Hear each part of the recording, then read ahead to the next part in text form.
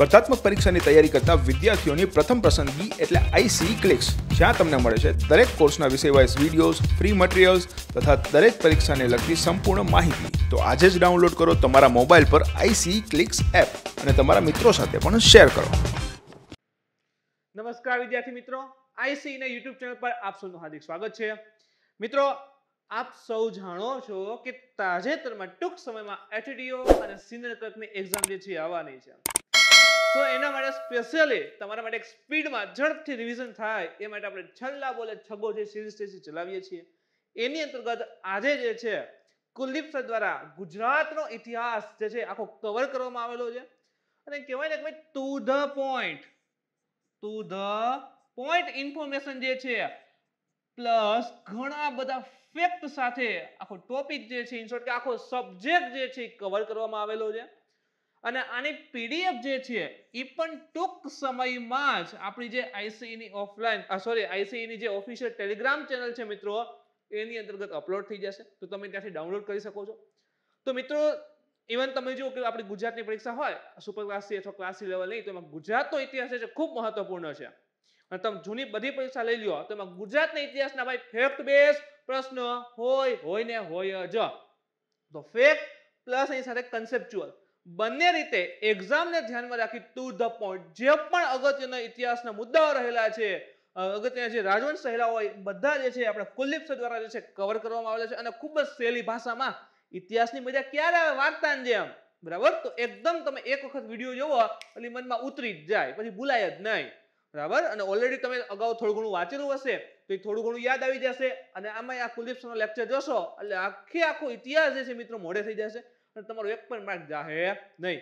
તો હજી કદાચ તમે વિડીયો ના જોયો હોય તો જે આપણી જે આજનો વિડીયો છે નીચે ડિસ્ક્રિપ્શન લિંકની અંતર્ગત આ વિડીયોની લિંક આપેલી છે, તો ત્યાં જઈ અને તમે આખો વિડીયો જે છે જોઈ શકો છો અને માહિતી મેળવી શકો છો. તો એ સાથે જ મિત્રો આજનું આપણું કરંટ અફેર શરૂ કરીએ તો એમાં સૌથી પહેલો જે ટોપિક રહેલો છે એ કયો છે તો યાદ રાખો, યુરોપિયન યુનિયન જે રહેલું છે, યુરોપિયન યુનિયન એના દ્વારા જે વેક્સિન પાસપોર્ટ ચલાવવામાં આવે છે એ કાર્યક્રમ કંઈક હાઇલાઇટ થયો છે. આપણે પણ જાણીએ આપણી બે રસી કોવિશિલ્ડ અને કોવેક્સિન, તો ઇન્ડિયાની કોશિશ હતી કે ભાઈ એમાંથી એને જે છે માન્યતા મળે યુરોપિયન કન્ટ્રીની અંતર્ગત. તો એને લઈને આખો ઇસ્યુ રહેલો છે, એની આપણે ડીપમાં ચર્ચા કરવાની છે. એટલા માટે કહું છું કે હવે આપણી રસી જે કોવિશિલ્ડ જે છે એ યુરોપિયન યુનિયન જે મેડિકલ એજન્સી હોય એ એમ કહેવાય ને તૈયારી કરી રહી છે કે ચલો આને પણ માન્યતા આપવામાં આવે. તો એની ઉપર ડીપમાં વાત કરવાની જરૂર છે, તો કરશું. સેકન્ડ છે one nation one ration card, even RFO ની અંતર્ગત પણ આના સંલગ્ન પ્રશ્ન આવી ગયા છે, તો એની વાત કરવાના છીએ. ત્રીજું રહેલું છે ભાઈ સંસદીય વિશેષ અધિકાર, તો આ શું હોય છે એના ઉપર આપણે ચર્ચા વિચારણા કરશું. ચોથો પોઈન્ટ રહેલો છે મિત્રો 2DG ઓરલ ડ્રગ, પ્રશ્ન છે કે ડ્રગ એટલે દવા, બરાબર. જે કોરોના છે એના માટે આપણી જે Defence Research and Development Organisation જે છે એના દ્વારા એક દવા બનાવવામાં આવી છે, તો એની વાત કરશું. અને પાંચમો અગત્યનો ટોપિક રહેલો છે મિત્રો ગ્લેશિયર લેક એટલાસ. ગ્લેશિયર એટલે શું થાય તો કે હિમ નદી, હિમ નદીના જે પણ સરોવરો આવેલા છે એનો આખો એટલાસ એટલે મેપ જે છે એ તૈયાર કરવામાં આવ્યો છે ભારતમાં. તો એ કઈ નદી છે, કયા વિસ્તાર છે એની આપણે વાત કરવાના છીએ. તો એ સાથે મિત્રો આજનું કરંટ અફેર્સ આપણે શરૂ કરીએ તો પ્રથમ ટોપિક રહેલો છે તો યુરોપિયન યુનિયનનો નવો વેક્સિન પાસપોર્ટ કાર્યક્રમ. સૌથી પહેલા તો EU ની અંતર્ગત તમે જો તો અંદાજિત 27 દેશ છે અને બ્રેક્ઝિટ પણ તમને ખબર હોય છે, બ્રિટન એક્ઝિટ, બરાબર. EU જે છે એમાંથી બ્રિટન શું થયું તો કે એક્ઝિટ, એને શું કહેવાય છે બ્રેક્ઝિટ કહેવાય છે, બરાબર. તો એને પણ ધ્યાનમાં રાખજો. તો EU ની અંતર્ગત યુરોપિયન યુનિયન જે છે મોસ્ટ ઓફ કન્ટ્રી તમે બ્રિટનને બાદ કરો તો લગભગ બોર્ડરથી જોડાયેલા છે, જમીન સાથે સંપર્ક ધરાવે છે. તો કંઈક ને કંઈક એને લઈને કંઈક વેક્સિન પાસપોર્ટની વાત કરીએ તો સિરમ ઇન્સ્ટિટ્યૂટ ઓફ ઇન્ડિયા એના દ્વારા ઉત્પાદિત કઈ તો કે કોવિશિલ્ડ રસીને EU ની જે મેડિકલ એજન્સી છે યુરોપિયન મેડિકલ એજન્સી EMA કહેવાય છે એને, એના દ્વારા તેના વેક્સિન પાસપોર્ટ કાર્યક્રમમાં સામેલ કરવામાં આવી નથી. પ્રશ્ન થાય કે કેમ હજી નથી કરી, તો એ જ ચર્ચાનો વિષય છે. હવે યુરોપિયન યુનિયનની મેં તમને વાત કરી કે અંદાજિત 27 જેટલા દેશ છે. હવે યુરોપિયન મેડિકલ એજન્સી EMA, બરાબર છે, આપણી જે કોવિશિલ્ડ છે કોને બનાવી છે કે સિરમ ઇન્સ્ટિટ્યૂટ ઓફ ઇન્ડિયાએ બનાવેલી છે. આ યુરોપિયન મેડિકલ એજન્સી જે છે એનું એક વેક્સિનનું આખું લિસ્ટ છે કે આ રસી જેને લીધેલી હોય એ ઈયુના તમામ દેશમાં ફરી શકે છે કોઈ પણ પ્રકારના ક્વોરન્ટાઇન પીરિયડ વિના. એટલે કે આપણે જાણીએ કે 14 દિવસ ક્વોરન્ટાઇન એવું કરે છે તો એ કોઈ પણ પ્રકારની મુશ્કેલી વિના બધા દેશમાં જે છે ફરી શકે છે. પણ ક્યારે કે આ EMA એટલે કે યુરોપિયન મેડિકલ એજન્સીનું જે લિસ્ટ હોય એમાં 4 રસીઓ ત્યાં રહેલી છે. એમાં જો આપણી કોવિશિલ્ડ આવે તો ભારતમાંથી જે પણ વ્યક્તિ કોવિશિલ્ડ રસી લીધેલી હશે એ યુરોપિયનના 27 દેશોમાં જે છે એ ફરી શકશે. અહીંયા ક્યાંય ક્વોરન્ટાઇન થવાની જરૂર પડશે નહીં. પરંતુ હજી સુધી એને સમાવિષ્ટ કરેલી નથી. આ રસી પાસપોર્ટ એટલે કે વેક્સિન પાસપોર્ટ જો એનો મતલબ શું થઈ ગયો કે જેને વેક્સિન લીધેલી છે, બરાબર, વેક્સિન લીધેલી છે એ યુરોપના દેશમાં ફરી શકશે, અધરવાઇઝ નહીં ફરી શકે. એટલે કે EU દ્વારા માન્યતા હોય અથવા તો પર્ટિક્યુલર કોઈ એક દેશ છે, સપોઝ કે ચલો ફ્રાન્સ છે, ફ્રાન્સ માન્ય રાખે કે ચલો ભાઈ અમે કોવિશિલ્ડને માન્ય રાખીએ છીએ તો ફ્રાન્સ એકમાં ફરી શકે, બાકી બધી ફરી શકે નહીં. તમે EU માં એમાં તમે જોવો ને આ યુરોપિયન કન્ટ્રીઝમાં બધા તો લગભગ એકબીજા દેશો જે છે આ ઇંગ્લેન્ડને બાદ કરતા જમીની સરહદથી જોડાયેલા છે. આપણે કેમ અહીં નેપાળ, ભૂતાન છે, મ્યાનમાર છે, બાંગ્લાદેશ છે, એ જ રીતે મોસ્ટ ઓફ કન્ટ્રી સ્વિટ્ઝરલેન્ડ, નોર્વેન બધા જોડાયેલા છે. તો એક દેશમાંથી બીજા દેશમાં જવું હોય તો તમે બાય રોડ જઈ શકો છો, બાય રેલવે જઈ શકો છો. પણ આના માટે ભાઈ જે તે દેશમાં જાઓ છો એની પરમિટ જોઈએ. શેની અંદર?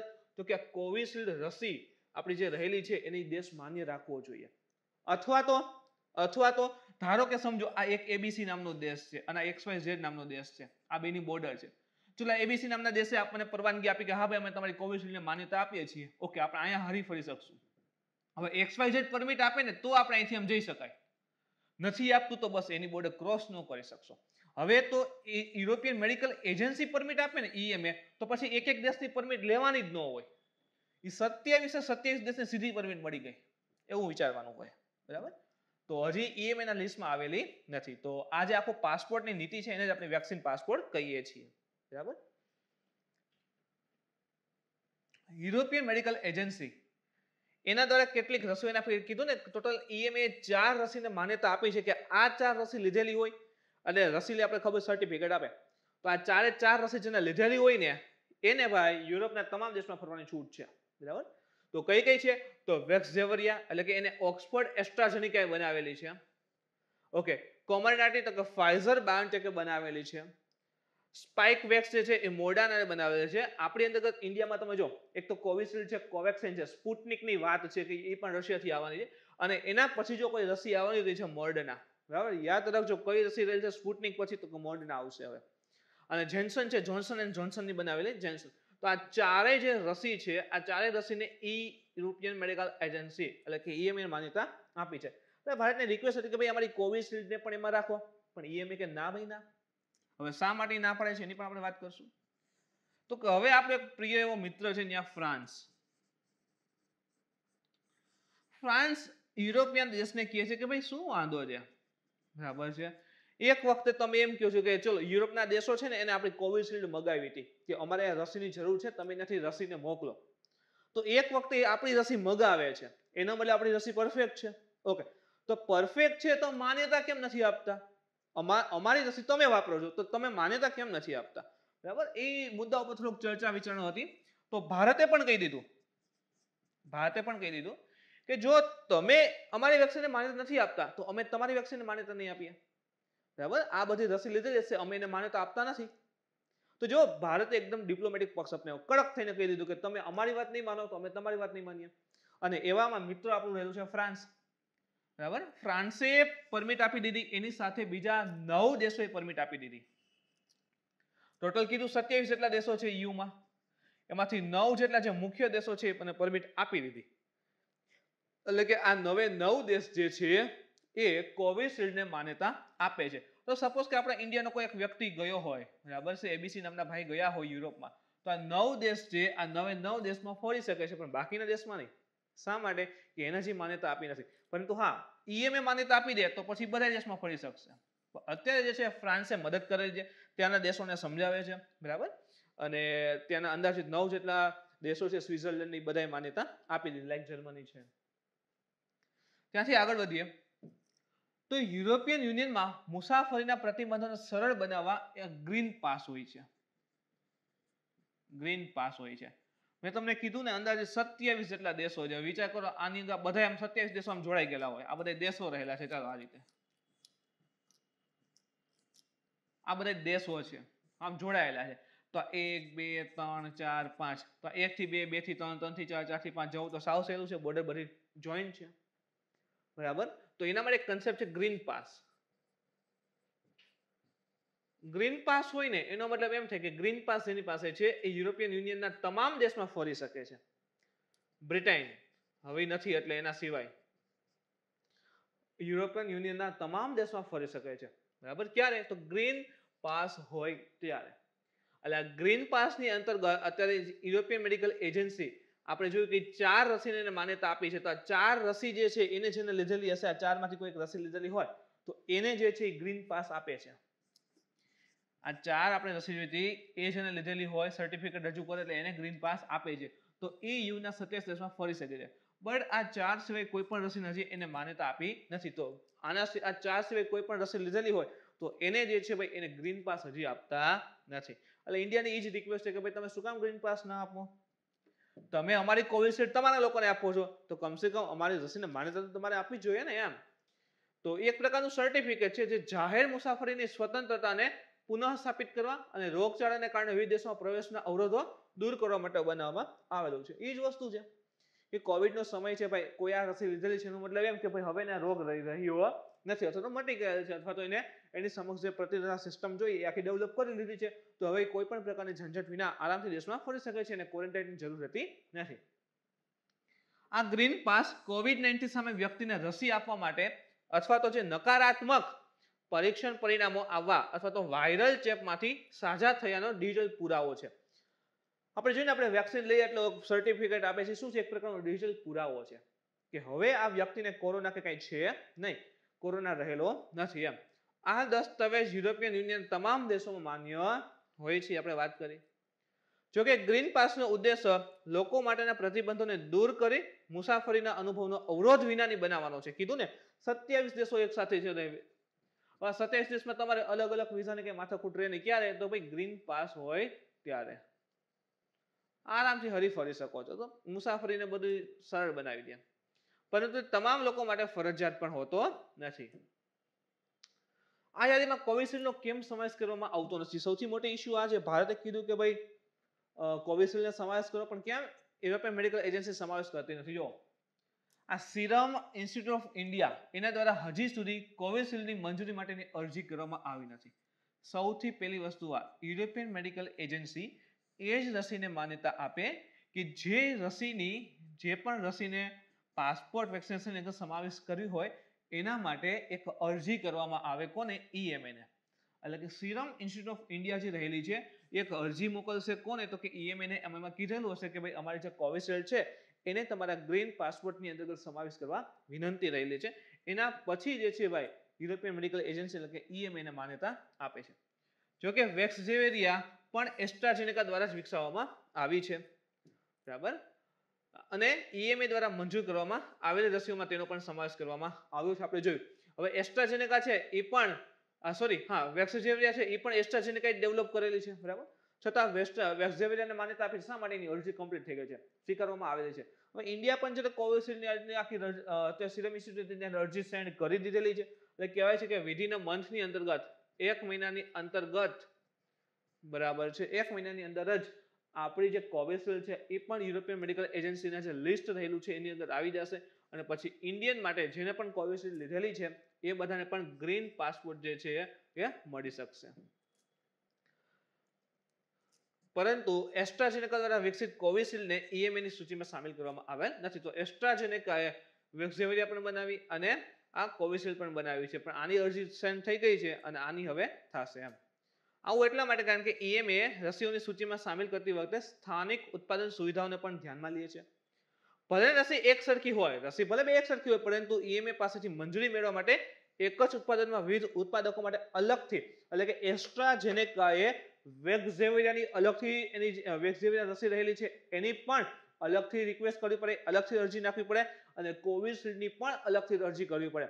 તો એસ્ટ્રાઝેનેકાએ વેક્સઝેવિયરની અરજી કરી દીધી હતી જેને માન્યતા મળી ગઈ. અને હવે જે છે એસ્ટ્રાઝેનેકાએ જે છે ભાઈ કોવિશિલ્ડની પર અરજી જે છે કરી દીધી છે. હવે કરી દીધી એટલે વિધિન અ મંથની અંતર્ગત છે આપણી કોવિશિલ્ડને પણ જે છે EUની અંતર્ગત માન્યતા મળી જશે. હવે ભારતનું વલણ કેવું છે વેક્સિન પાસપોર્ટ ઉપર? જો કે યુરોપિયન યુનિયને સ્પષ્ટ કર્યું છે કે ગ્રીન પાસ ફરજિયાત નહીં હોય, બરાબર, એ ફરજિયાત છે નહીં. પર્ટિક્યુલરલી કોઈ દેશ જે છે એ કોવિશિલ્ડને માન્યતા આપે તો ત્યાં દેશમાં જે છે ભારતીય વ્યક્તિ જઈ શકે છે. હા, પણ બીજા દેશમાં જે દેશ માન્યતા આપશે એને જ, એટલે કોઈ માટે ફરજિયાત કરેલું નથી. પરંતુ આ મુદ્દાએ ફરી એકવાર ગોપનીય અને નૈતિકતાના મુદ્દા પર ચર્ચા શરૂ કરી દીધી હતી. રસી પાસપોર્ટને મોટા ભાગે પારિસ્થિતિકીની સામાન્ય સ્થિતિ માટેની ટિકિટ ગણવામાં આવે છે. સામાન્ય પરિસ્થિતિ. જો શા માટે? હવે કોઈ વ્યક્તિ છે, ધારો કે XYZ માંથી, સપોઝ કે પાકિસ્તાનમાંથી ચલો એ જાય છે ભાઈ એક સ્વિટ્ઝરલેન્ડમાં ફરવા જાય છે. હવે પાકિસ્તાનના વ્યક્તિને કોરોનાના સામાન્ય લક્ષણ હોય અને છતાં એ જતો રહે છે, વેક્સિન લીધેલી નથી અથવા તો મુસાફરીમાં એને કોરોના થાય છે, તો એને ફરજિયાત પહેલા તો સ્વિટ્ઝરલેન્ડમાં જે 14 દિવસ શું થવું જશે? ક્વોરન્ટાઇન થવું જશે. પછી ફરી શકશે અને બીજા સ્વિટ્ઝરલેન્ડ સિવાય ક્યાંય જઈ શકશે નહીં. હવે તો આ તમે જો ને પરિસ્થિતિની આ સામાન્ય પરિસ્થિતિ ના થાય. હવે સ્વિટ્ઝરલેન્ડમાં બધું કંટ્રોલ થઈ ગયું ને આ પ્રકારના ઘણા બધા મુસાફરો સપોઝ આવી જાય છે તો પાછો દેશમાં કોરોનાનો ફેલાવાનો ભય રહેશે ને. તો એટલા માટે કહે છે કે ભાઈ વેક્સિનેશન જે છે ફરજિયાત છે, બરાબર, કે વેક્સિન લીધેલી છે એનો મતલબ હવે એને ભય કેવો થઈ ગયો છે? સાવ ઓછો થઈ ગયો છે. એટલે જે પરિસ્થિતિ જે છે એની સામાન્ય સ્થિતિ જે છે એના માટે આ વેક્સિન પાસપોર્ટ ચલાવેલ છે. એના માટે એક ટિકિટ સાબિત થઈ છે. પરંતુ એનાથી ઘૂસણખોરી, ગોપનીયતા અને મુક્ત અવરજવરના અધિકારના નિયંત્રણ અંગે મોટી પણ ચિંતા ઉત્પન્ન છે. હવે જેમ કે ગ્રીન પાસ કોઈને નથી મળતો, આ 4 રસી સિવાયના જેને રસી લીધેલી હશે, જેને EMA સમાવેશ નથી કરેલ, તો એ ઘૂસણખોરી, પોતાની ગોપનીયતા અને મુક્ત અવરજવર જે રહેલી છે એના અધિકારોનું શું થશે? હનન થશે. કે ઘૂસણખોરી જેવી સમસ્યાઓ શું થશે? વધી જશે એમ.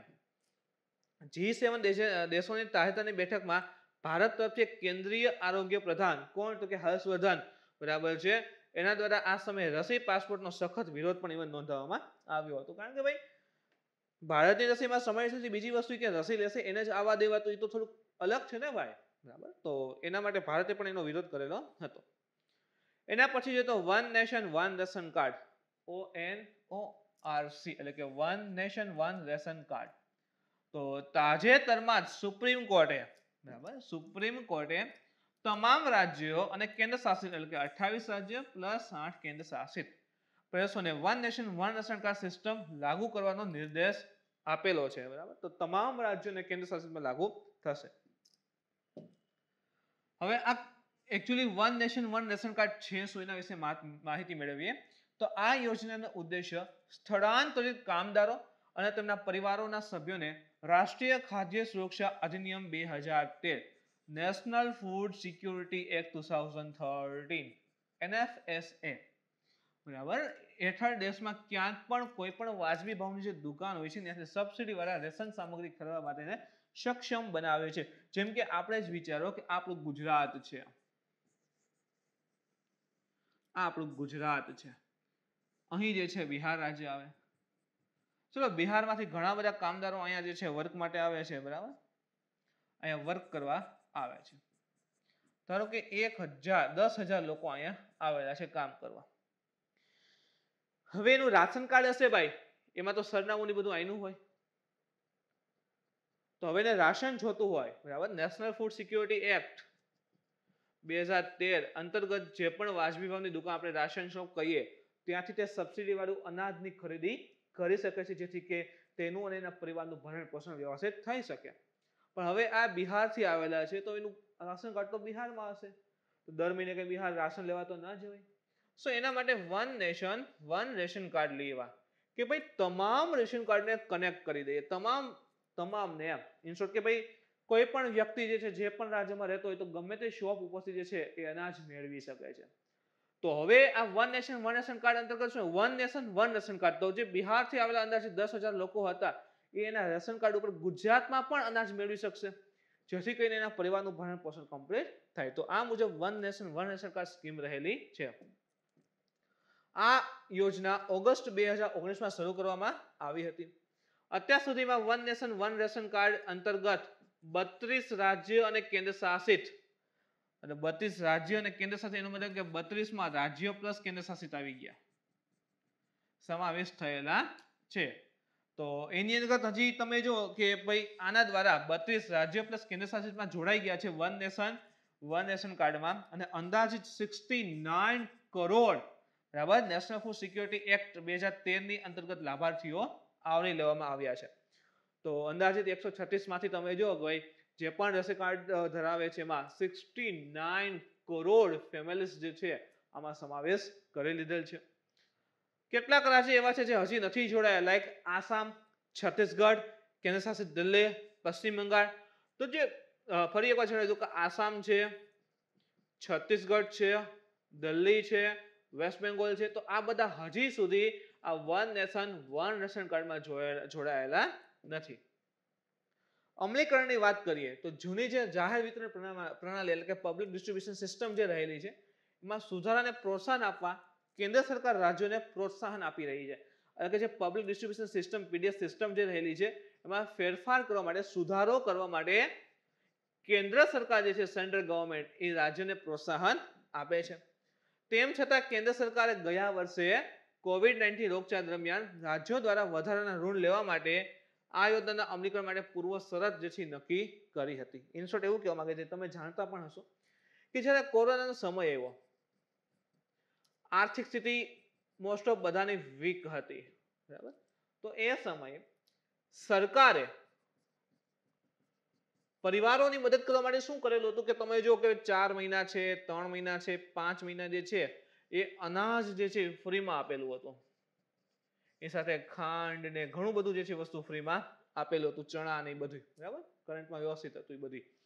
તો કેન્દ્ર સરકારે ગયા વર્ષે કોવિડ-19 રોગચાળા દરમિયાન રાજ્યો દ્વારા વધારાના ઋણ લેવા માટે, હવે સપોઝ કે આપણું ગુજરાત રાજ્ય છે હવે આ રીતે ફ્રીમાં આપશે અનાજ, ફ્રીમાં અનાજ આપતું હશે પણ ગુજરાત રાજ્ય સરકાર તો ભોગવતી હશે ને, એ તો કઈ કોઈને ફ્રીમાં દેતું નહીં હોય.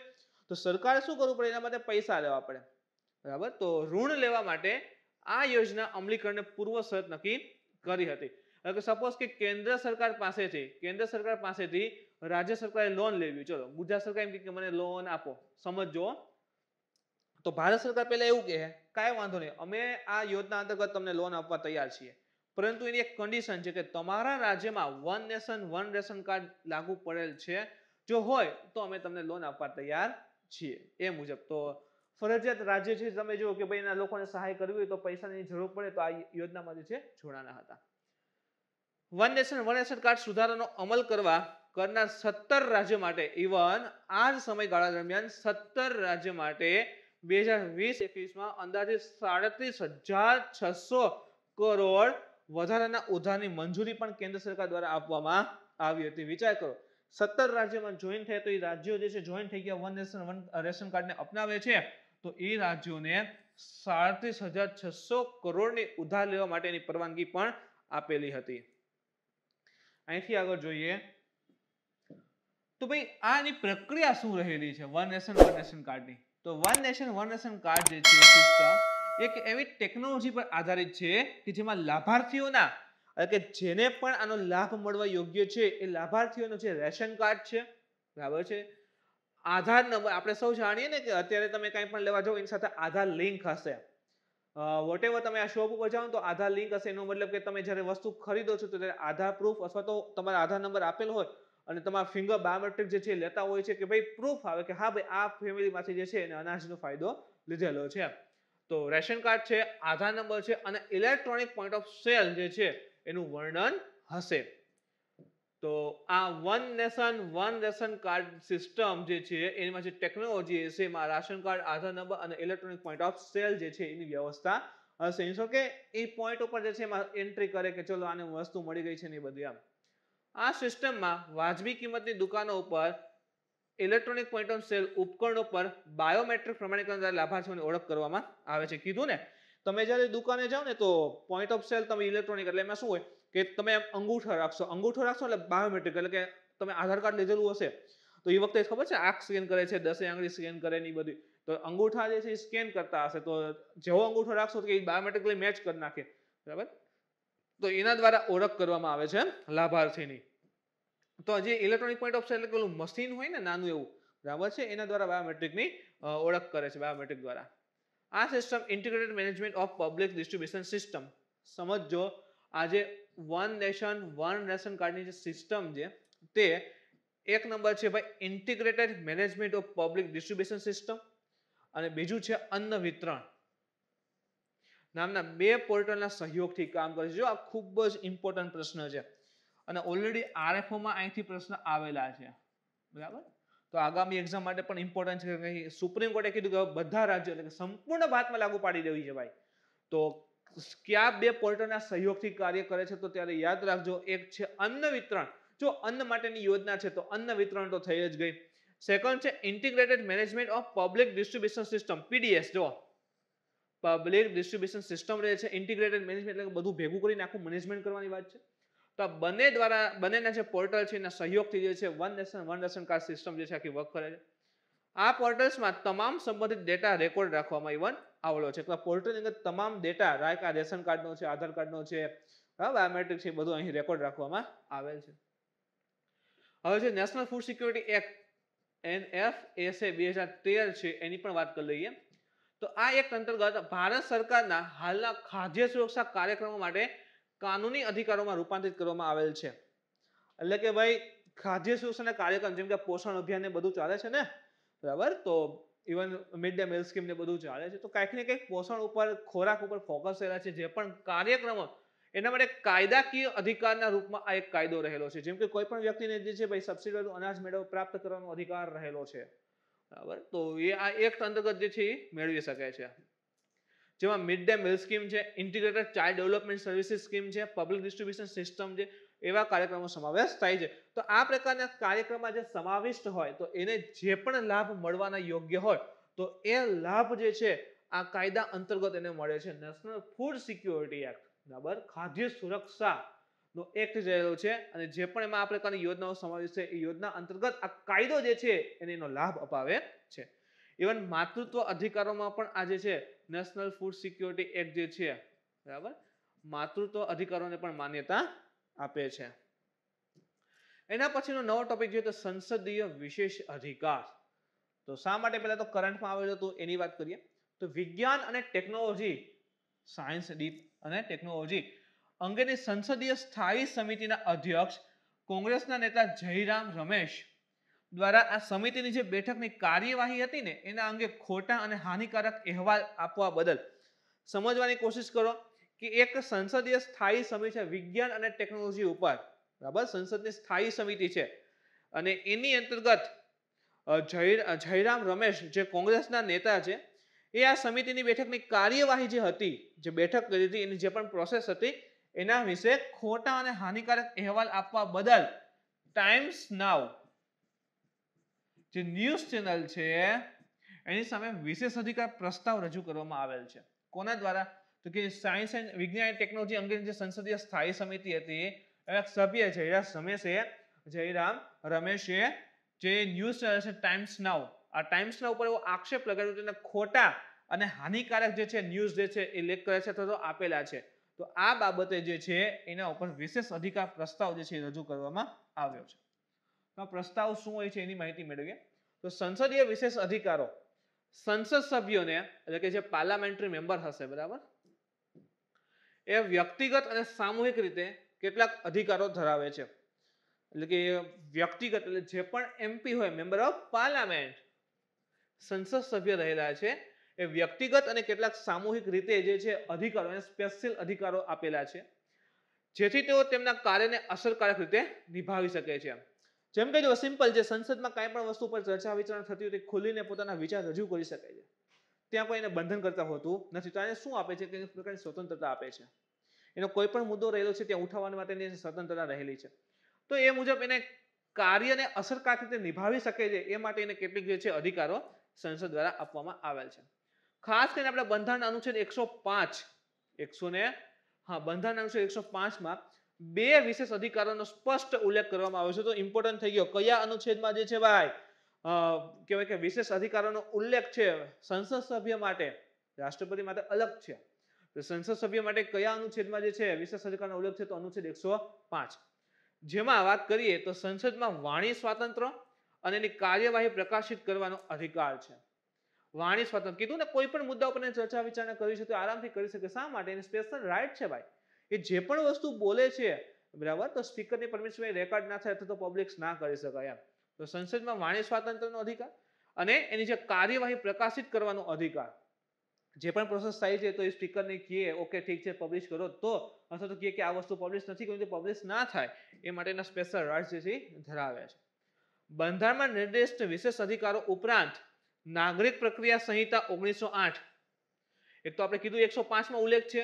આના સિવાય બરાબર નાગરિક પ્રક્રિયા સંહિતા 1908 માં ગૃહ એટલે કે સંસદ અથવા તો તેની કોઈ પણ સમિતિની બેઠક દરમિયાન તેની શરૂઆતના 40 દિવસ પહેલા અને સમાપ્તિના 40 દિવસ સુધી બરાબર આ નાગરિક પ્રક્રિયા હેઠળ સભ્યોની ધરપકડ અને અટકાયતમાં મુક્તિની જોગવાઈ કરવામાં આવેલ છે. સમજો 105 મુજબ આપણે કીધું કે જે પણ એને વાત સાથે અધિકાર મળેલો છે પરમિટ વિના જે છે બહાર રેકોર્ડ ના અથવા તો રિલીઝ ના કરી શકાય. ઓકે. સેકન્ડ થિંગ તો કે નાગરિક પ્રક્રિયા સંહિતા 1908 છે. આ એક્ટ મુજબ અથવા તો આના મુજબ તો ગૃહ અથવા તો સંસદની અંતર્ગત અથવા તો તેની જે સમિતિની બેઠક હોય એ બેઠક શરૂ થાય એના 40 દિવસ પહેલા અને બેઠક પૂરી થઈ ગઈ એના 40 દિવસ પછી એમાં જે પણ સભ્ય સમાવિષ્ટ હોય એ સભ્યોની ધરપકડ અને અટકાયતની મુક્તિની જોગવાઈ કરેલ છે. એની કોઈ ધરપકડ ન કરી શકે અને અટકાયત પણ ન કરી શકે. એટલે કે ધારો કે આજે મીટિંગ હોય તો એના 40 દિવસ પહેલા અને આફ્ટર 40 ડેઝ બરાબર છે એની કોઈ એની ધરપકડ કે અટકાયત કરી શકતા નથી. તો આ પણ તમે જોયું ને સ્પેશિયલ પાવર આપે છે. તો આના દ્વારા જે છે પોતાની વાણીનો પૂરેપૂરો ઉપયોગ કરે છે અને જે પણ સાચું ખોટું હોય છે એ બધું ત્યાં સંસદમાં રજૂ થતું હોય છે. વિશેષ અધિકારોના ભંગ સામેની દરખાસ્ત અત્યારે એ જ થયું ને, જેમ કે જો વિજ્ઞાન અને ટેકનોલોજી જે છે વિજ્ઞાન અને ટેકનોલોજી ડિપાર્ટમેન્ટ બરાબર છે ઓકે, એની અંતર્ગત જે સ્થાયી સમિતિ હતી સ્થાયી સમિતિ એના ઉપર તો જયરામ રમેશે કીધું કે ભાઈ ખોટા અહેવાલને બધું પ્રકાશિત કરેલા છે. એટલે તો વિશેષ અધિકાર લેવા કે ભાઈ સમિતિ જે છે એના 40 દિવસ પહેલા 40 દિવસ પછી એને બધી છૂટ મળતી હોય છે બરાબર. એનો જ એને પૂરેપૂરો ફાયદો લીધેલો છે. સાંસદોને પ્રાપ્ત કોઈ પણ અધિકાર અને મુક્તિનું ઉલ્લંઘન કરવા પર જો સંસદોને જે સાંસદ સભ્યને જે પણ અધિકાર પ્રાપ્ત છે અને જે પણ એને મુક્તિ મળેલી છે બરાબર એના ઉલ્લંઘન કરવા ઉપર આ ગુનાને વિશેષ અધિકારનો ભંગ કહેવામાં આવે છે. સપોઝ કે આપણે જેમ કે અત્યારે જોયું જયરામ રમેશે કીધેલું છે કે ભાઈ જે પણ વસ્તુ જે છે આ ટાઈમ્સ ન્યૂઝ દ્વારા રિલીઝ કરવામાં આવી છે ખોટી છે, હાનિકારક છે બરાબર. તો એ ખોટી વસ્તુ છે, હાનિકારક છે અને એની પરમિટ વિના જે છે એને ભાઈ છાપ્યું છે અમને પૂછ્યા વિના અને આવું ખોટું છાપી દીધું છે. તો ખોટું છાપી દીધું એટલે એનો મતલબ શું થયો કે એના અધિકાર છે એનું હનન થયું છે બરાબર. તો એ બદલ જે છે વિશેષ અધિકારનો ભંગ થયેલો છે એના એમ કહેવામાં આવે છે. અને સંસદના કાયદા હેઠળ એ શિક્ષાને પાત્ર બને છે બરાબર, શિક્ષા પાત્ર ગુનો બનશે. વિશેષ અધિકાર ભંગના દોષી વ્યક્તિ જેને પણ આના જે વિશેષ અધિકારનો ભંગ કરેલો છે સંસદોના એ જે પણ વ્યક્તિ સંસ્થા હોય તો એ દોષી વ્યક્તિ સામે દરખાસ્ત તરીકે કોઈ પણ ગૃહના કોઈ પણ સભ્ય દ્વારા નોટિસ રજૂ કરી શકાય છે. સપોઝ કે રાજ્યસભાનો મેમ્બર હોય તો એ પણ નોટિસ દ્વારા જે છે પ્રોસેસ ચાલુ કરાવી શકે છે. ચાહે લોકસભાના હોય તો એ પણ કરી શકે. પછી એ સભ્ય જેવું નથી, કોઈ પણ સભ્ય જે છે પણ હા લોકસભા રાજ્યસભાનો જે છે પ્રોસેસ ચાલુ નોટિસ દ્વારા રજૂ કરી શકાય છે. લોકસભા અધ્યક્ષ રાજ્યસભા અધ્યક્ષની ભૂમિકા ઉપર વાત કરીએ અહીં. ઓમ તો તમે જો આખા ચેપ્ટર બની છે પણ સ્પેશિયલી ખાલી આટલા વિસ્તાર પૂરતા જ વાત કરીએ. તો વિશેષ અધિકારની પ્રસ્તાવનાની તપાસ કરવા માટે લોકસભાના અધ્યક્ષ અને રાજ્યસભાના અધ્યક્ષ પ્રથમ સ્તર છે. સૌથી પહેલા તો કોની પાસે જવાનું તો કે વિશેષ અધિકારના પ્રસ્તાવ જે છે તપાસ માટે કાં તો લોકસભા અધ્યક્ષ અથવા તો રાજ્યસભા અધ્યક્ષ પાસે જવાનું પડે છે. તો પ્રથમ લેયર થઈ ગયું. ઓકે, લોકસભા અધ્યક્ષ અને રાજ્યસભાના અધ્યક્ષ જે હોય છે એ વિશેષ અધિકાર પ્રસ્તાવ પર નિર્ણય જાતે જ કરી શકે છે બરાબર. એને ગૃહમાં જે છે મીટિંગ બોલાવી કેટલા એના તરફેણમાં છે કેટલા વિરુદ્ધમાં છે મત આપવો એ કઈ પ્રોસેસ રહેતી નથી બરાબર. તો એ નિર્ણય જે છે જાતે જ કરી શકે છે અથવા તો સંસદની વિશેષ અધિકાર સમિતિને આપી શકે છે. બહુ એવું લાગે કે ચલો ભાઈ મોટી વસ્તુ રહેલી છે બરાબર, ઘણું અધિકારોનું હનન થયેલું છે, ચર્ચાનો વિષય બની ગયેલ છે, નેશનલ સિક્યોરિટીની વાત છે, સુરક્ષાની વાત છે, તો કંઈક ને કંઈક અહીં તમે જુઓ વધારે કહેવાય કે મુદ્દો ગંભીર હોય તો સંસદની જે વિશેષ અધિકારની સમિતિ જે છે એને પ્રસ્તાવ મોકલી દે અથવા તો જે સ્પીકર છે અથવા તો રાજ્યસભાના જે અધ્યક્ષ રહેલા છે એના ઉપર પોતે નિર્ણય આપતા હોય છે. જો લોકસભા અધ્યક્ષ અથવા રાજ્યસભાના અધ્યક્ષ સંબંધિત નિયમો હેઠળ દરખાસ્ત સાથે સંમતિ આપી દે, જો સંબંધિત જે પણ નિયમો રહેલા છે પાર્લામેન્ટના જે પણ નિયમો છે ભાઈ આવડા વિશેષ અધિકારને અને એ નિયમોને અધીન દરખાસ્ત સાથે કહી દે કે ઓકે સંમતિ આપી છે કે આને ભાઈ હનન થયેલું છે, તો સંબંધિત સભ્યને દરખાસ્તના સંદર્ભમાં એક ટૂંકું નિવેદન આપવાની તક પણ ઇવન આપવામાં આવતી હોય છે. એટલે સપોઝ કે અધ્યક્ષ અને વોટેવર લોકસભા કે રાજ્યસભાના અધ્યક્ષ જે છે એ આ પાર્લામેન્ટના જે પણ નિયમ છે એના અંતર્ગત કોઈ સપોઝ કે કોઈ એક વ્યક્તિ જેમ કે અત્યારે જે છે ભાઈ એને કીધું કે આ વિશેષ અધિકારનું હનન થયેલું છે, એને સ્પીકર કહે છે ઓકે ચલો માન્યતા આપેલી છે મેં તમને, બરાબર, દરખાસ્તને માની આપી. તો આગળ હવે કે પ્રોસેસ ચાલશે બધું તો અલગ, પણ જો એને સ્પીકર જે છે પરમિટ આપે છે, દરખાસ્તને જે પણ રસે છે એને મંજૂરી આપે છે, સંમતિ આપે છે, તો જે પણ સભ્ય જે છે એ આ દરખાસ્તના સંબંધમાં નાનું એવું ટૂંકું નિવેદન પણ આપવાની એને તક આપવામાં આવે છે કે ભાઈ આ રીતે ખોટું થયેલું છે આખું જણાવી પણ શકે છે. હેતુ શું છે એમ તો બંધારણના શા માટે એના સ્પેશિયલ રાઇટ્સ આપેલા છે, વિશેષ અધિકાર આપેલા છે, તો કે બંધારણમાં સંસદના કોઈ પણ ગૃહ અથવા તેની કોઈ પણ સમિતિની કાર્યવાહીમાં બોલવા અને ભાગ લેવાના હકદાર તમામ વ્યક્તિનો જે પણ એના ગૃહમાં ભાગ લેતો હોય, બીજી વસ્તુ એની સમિતિઓ જે રહેલી છે એમાં ભાગ લેતો હોય, તો તમામ વ્યક્તિઓને સંસદીય વિશેષાધિકાર પ્રદાન કરવામાં આવેલા છે. કોણ કોણ આવી શકે? તો એક તો ભાઈ ભારત તમામ સંસદ સભ્યો, એટલે એમાં પ્લસ કેન્દ્રીય મંત્રી જે રહેલા છે મિનિસ્ટર, એની સાથે જ ભારતના એટર્ની જનરલ. જો આ પ્રશ્ન ખૂબ ઇમ્પોર્ટન્ટ છે. પ્રશ્ન આવે છે કે જે સંસદ સભ્ય જે સંસદના વિશેષ અધિકાર રહેલા છે એ માત્ર સંસદ સભ્યો અને કેબિનેટના જે મિનિસ્ટર છે એને જ પ્રાપ્ત છે. તો અહીં વાક્ય ખોટું છે. શા માટે? માત્ર એ બેને નથી, કારણ કે ભારતના એટર્ની જનરલને પણ સમાવેશ કરેલ છે. તો જે પણ સંસદના ગૃહમાં ભાગ લેતા હશે અથવા તો એની જે એની જે સમિતિમાં કાર્યવાહી થતી હોય એમાં ભાગ લેતા હશે, તમામને જે કહેવાય કે સ્પેશિયલ રાઇટ જે છે એ આપેલા છે. જોકે સંસદનો અભિન્ન ભાગ હોવા છતાં રાષ્ટ્રપતિ, સંસદમાં કોણ કોણ આવી ખબર છે? ચલો અહીંથી તમારા માટે પ્રશ્ન છે કે ભાઈ સંસદમાં જે છે કોનો કોનો સમાવેશ થાય છે, એ તમારે કોમેન્ટ કરીને જણાવવાનું છે કયા કયા અંગ છે. તો સંસદની એક અભિન્ન ભાગ છે રાષ્ટ્રપતિ.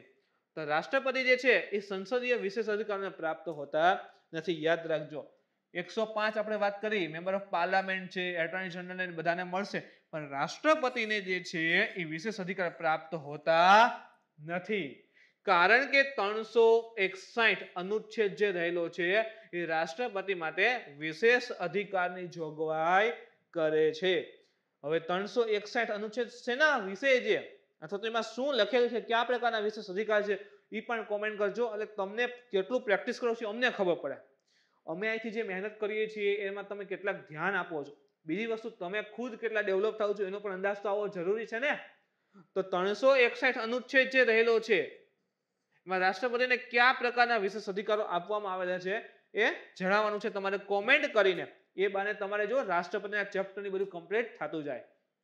અહીંથી આપણે આગળ વધીએ તો 2DG ઓરલ ડ્રગ.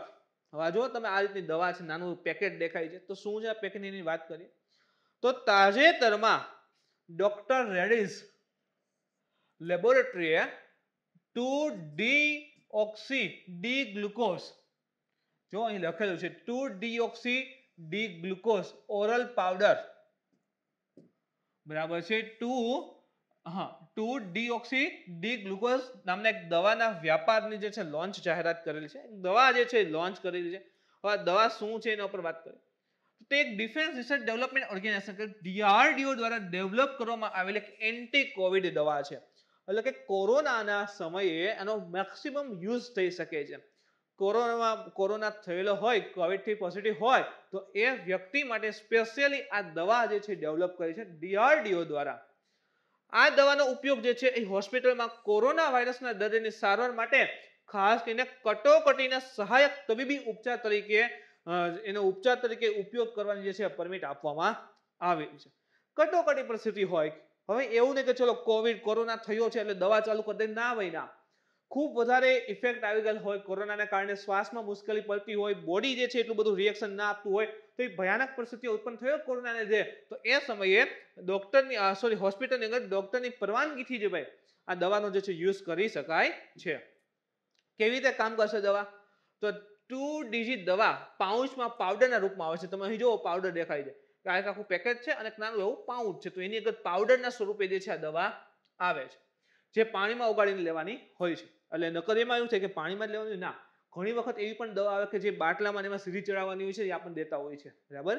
મને તો વ્યવસ્થિત ખબર છે, એડમિટ થયા હતા એટલે. તો આ જે છે પાણી સાથે પીવામાં આવે છે. આ દવા વાયરસથી સંક્રમિત જે પણ આપણી કોશિકાઓ હોય એમાં સંગ્રહિત થાય છે. સપોઝ કે આપણા બોડીમાં જે પણ વાયરસથી સંક્રમિત થયેલી કોશિકા હોય ને એમાં દવા સંગ્રહિત થાય. હવે કોશિકામાં આ દવા સંગ્રહિત થાય પછી શું થાય કે વાયરસને ધીરે ધીરે ધીરે દૂર કરશે. વાયરસને જે કાર્ય કરે છે એ દૂર કરશે. વાયરસ ત્યાંથી પ્રોટીન એ બધું મેળવે છે બંધ કરાવી દે છે, બરાબર. કોશિકામાં આ દવા આવશે પછી આ બધાના પ્રકારના કોશિકામાં બધી વસ્તુ કરશે, એટલે ધીરે ધીરે કોરોનાનો વાયરસ શું થાય, વીક થતો જશે અને નબળો પડીને ડેડ થઈ જાય એમ. તો તે વાયરસનું જે સંશ્લેષણ અને ઉર્જા ઉત્પાદન છે એને શું કરશે, અટકાવી દેશે. હવે વાયરસને કંઈ મળવા નહીં દે તો વાયરસ ધીરે ધીરે કેવો થતો જાય, વીક થતો જાય, બરાબર. તો આ રીતે જે છે ઉપચાર કરશે. અસર તો કે વાયરસગ્રસ્ત કોશિકાઓમાં તેનો પસંદગીયુક્ત સંગ્રહ આ દવાને અનન્ય બનાવે છે. ઓકે, આ દવા હોસ્પિટલમાં દાખલ દર્દીની રિકવરી માટે લેવામાં આવેલા સરેરાશ સમયને 2.5 દિવસની અને ઓક્સિજનની માંગમાં 40% ઘટાડો કરે છે. વિચાર કરો કે જે પણ વ્યક્તિ ઓક્સિજનની જરૂરિયાત હોય, બરાબર, ઓક્સિજન ઉપર લેવાના હોય તો એને આ દવાનો યુઝ કરવાથી જે છે કદાચ એવું પણ બની શકે કે એને ઓક્સિજનની જરૂર ના પડે, ઇનશોર્ટ કે એને ઓક્સિજનના બાટલો પર લેવા ના પડે, નેચરલી ચાલી જાય આખી પ્રોસેસ. તો ખાસ કરીને તો એના માટે બહુ ઇફેક્ટિવ રહે છે. બાકી જે એડમિટ કરેલો સમય હોય એમાં રિકવરી દર પણ ઝડપથી આવે છે. અને પેલા 5 દી રહેવું પડે તો હવે કદાચ 2 થી 3 દિવસમાં જે છે ભાઈ સારા થઈને આપણે ઘરે જઈ શકીએ. તો એના માટે ફાયદારૂપ સાબિત થઈ રહી છે. એના પછી મિત્રો ટોપિક રહેલો છે ગ્લેશિયર લેક એટલાસ. તમે અહીં એક પહેલા તો જોઈ લો, આ ચાઇના લખેલ છે, તિબેટ. અહીં તમે જો તો કે આપણો ભારતનો વિસ્તાર રહેલો છે અને આ કંઈક અલગ અલગ યમુના છે, બરાબર છે, નદીઓ રહેલી છે આ રીતે. હવે આ બધી નદીઓ અને અહીં કંઈક ગ્રીન કલર ટપકા દેખાય છે. ગ્રીન કલર ટપકા ને એવું દેખાય છે ને મિત્રો, એ જ રહેલું છે ગ્લેશિયર એરિયા, જ્યાં હિમ નદી આવેલી છે. તો પ્રથમ વખત જે છે આ પ્રકારનો આખો મેપ તૈયાર કર્યો છે. આ જે પણ ગ્રીન ટપકા દેખાય છે ત્યાં બધે ગ્લેશિયર હિમ નદીઓ આવેલી છે. તો તાજેતરમાં જળ શક્તિ મંત્રાલય, જો યાદ રાખજો કઈ મિનિસ્ટ્રી છે, જળ શક્તિ મંત્રાલય, એના દ્વારા ગંગા નદીનું નવીનતમ glacier lake atlas, glacier lake atlas જે છે બહાર પાડવામાં આવ્યું છે. ગંગા નદી ખાલી ગંગા નહીં, ગંગા નદીની સાથે જે પણ અન્ય નદીઓ જોડાયેલી છે, જેમ કે અહીં તમે જો એ કઈ છે મુખ્ય નદી આવે છે ગંગા, બરાબર છે, એની સાથે જે પણ અલગ અલગ નદીઓ જોડાયેલી છે એ બધી નદીઓને ધ્યાનમાં રાખી અને આખો આ જે ગ્લેશિયર એના નજીકના ક્ષેત્રમાં જ્યાં પણ ગ્લેશિયર આવેલા છે એનો આખો મેપ તૈયાર કર્યો છે. ઇવન અહીં તમે જુઓ ને તો આ સતલજ રિવર રહેલી છે, બરાબર છે, આ યમુનાનો પટ્ટો છે, ઇવન અહીં જે છે અહીં આ અલખનંદા રહેલી છે, બરાબર, ભાગીરથી રહેલી છે, પિંડર રહેલી છે. તો આ મુજબ તમે જો અહીં કાલી નદી છે, બધી છે, ઉત્તરાખંડનો વિસ્તાર છે, અહીં હિમાચલ પ્રદેશ રહેલું છે, હિમાચલ પ્રદેશ ઉત્તરાખંડના ક્ષેત્ર.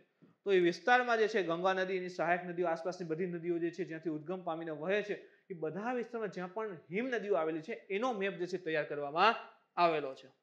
આ એટલાસમાં ગંગા બેઝિનમાં લગભગ 4707 ગ્લેશિયર. જુઓ કેટલી હિમ નદીઓ. તો કે ગંગાનો જે બેઝિન એરિયા છે, જે વિસ્તારમાંથી ગંગા પાણી મેળવે છે ભાઈ, જે પણ નદીઓ આવીને ગંગાને મળે છે એ બધા વિસ્તારમાં થઈ અને અંદાજિત 4707 ગ્લેશિયર લેક જે કહીએ એનું મેપિંગ કરવામાં આવેલું છે. વિચાર તો કરો, આ લીલા લીલા ટપકા દેખાય છે ને અંદાજિત 4707 ગ્લેશિયર આવેલા છે, નાના મોટા થઈને, બરાબર. એટલા માટે જુઓ આપણો કારાકોરમ જે ક્ષેત્ર છે એને થર્ડ પોલ ઓફ ધ, ત્રીજો ધ્રુવ કહેવાય છે પૃથ્વીનો. આ અભ્યાસમાં હવે કઈ એવું તો નથી કે ચલો ભાઈ આજે આપણે મેપ તૈયાર કરવો છે, નકશો તૈયાર કરવો છે તો રૂપિયા નકશો લઈ નીકળી ગયા કે જ્યાં જ્યાં બરફનું પર્વત દેખાય ઓકે અહીંયા ટીક કરી નાખ, અહીંયા ટીક કરી નાખ, એમ તો થાય નહીં. સેટેલાઇટનો યુઝ કરવો પડે ને, ત્યાંથી ડેટા ભેગા થાય. તો કયા કયા સેટેલાઇટ, તો કે અભ્યાસમાં Resourcesat 2 linear imaging self scanning sensor for satellite ડેટાનો ઉપયોગ કરીને 25 હેક્ટરથી વધુ જળ પરિભ્રમણ વિસ્તારવાળા હિમનદીના ગ્લેશિયરનું લેકનું જે છે મેપિંગ કરવામાં આવેલ છે. તો ખાસ કરીને રિસોર્સેટ 2 જે રહેલો છે એની અંતર્ગત linear imaging self scanning sensor for satellite ડેટાનો ઉપયોગ કરી અને 25 હેક્ટરથી વધુ જળ, એટલે હા એવું નહીં કે ચલો એક નાની પ્લેટ ઊભી હોય તો એને ગણી લ્યો, એમને 25 હેક્ટરથી વધુ જળ પરિભ્રમણ વિસ્તાર હોય, એટલે કે 25 હેક્ટરથી વધારે મોટા વિસ્તાર રહેલા હોય પાણીના, આ હિમ નદીના એના, એ બધાને ધ્યાનમાં રાખી અને જે છે આખો મેપ જે છે તૈયાર કરવામાં આવેલ છે. હવે શા માટે પ્રશ્ન છે જે પણ અત્યારે ગ્લોબલ વોર્મિંગ થાય છે, જો ગ્લોબલ વોર્મિંગની ઉપર હવે આ સારામાં સારી વસ્તુ સાબિત થશે કે આપણે ભાઈ આખા જે હિમનદીઓનું આખું મેપિંગ કરી લીધું છે. વિશ્વના તાપમાનમાં વધારો થશે તો જે પણ ખાસ કરીને હિમનદી ઉપર ઇફેક્ટ આવે છે આપણે અહીંથી માપી શકીએ. આપણું મેપિંગ આખું તૈયાર છે. હવે એમાં કેટલો દર પીગળે છે, ઘટે છે, આ વિસ્તાર જે મેપ રેશોમાં ફેરફાર થાય છે કે નહીં, તો ગ્લોબલ વોર્મિંગ જે ઇફેક્ટ આવે છે હિમાલય ઉપર આપણે સરળતાથી માપી શકીએ છીએ. તેના માટે સૌથી સારામાં સારો ફાયદો સાબિત થશે. આ એટલા જે છે નેશનલ રિમોટ સેન્સિંગ સેન્ટર, જેને આપણે NRSC કહીએ છીએ, ઇસરોના ભુવન પોર્ટલ ઉપર ઇવન ઉપલબ્ધ થયેલ છે. તો મિત્રો આ હતું આજનું કરંટ અફેર્સ. આજના લેક્ચરમાં તમને કંઈ ડાઉટ હોય, ક્વેરી હોય તો તમે કોમેન્ટ કરી જણાવી શકો છો. મિત્રો વિડીયો ગમે તો લાઈક કરો, કોમેન્ટ કરો, તમારા મિત્રો સુધી પહોંચાડો. અને હા મિત્રો, એક પણ કહી દઉં, લાઈક કોમેન્ટ કરો છે વાત સાચી છે. અને હા, તમારા કંઈ સજેશન હોય ને કે સર હજી આવું કરશો બહુ મજા આવશે, તો તમે સજેશન પણ આપી શકો છો. તમારા સજેશન પર આપણે સ્ટેપ પણ લેશું. ફરી મળીએ નવા ટોપિક સાથે. Thank you.